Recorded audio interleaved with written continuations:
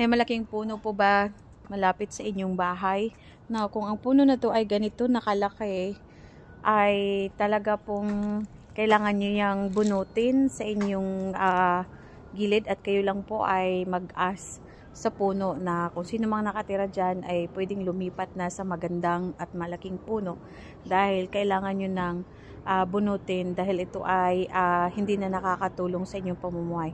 Isa sa pamahiin po, kung meron pong puno malapit sa inyong bahay, ang ugat po nito pupunta po sa ilalim ng inyong bahay at lahat po ng source ng income ninyo ay kanyang hihigupin. Ibig sabihin, lagi pong magastos ang inyong pananalapi or lagi kang may pinagagastuhan. Hindi pa dumating ang iyong pera, meron ka na namang paggagastahan.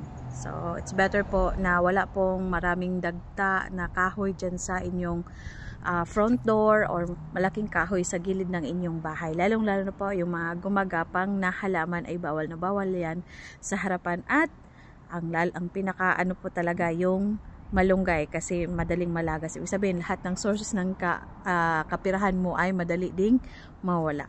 Kaya kung naniniwala ka dito ay mag-comment po and you have to experience po kung ano yung sinasabi ko, kung totoo ba hindi. Para sa amin, naniniwala sa pampaswerte, ito po ay totoo.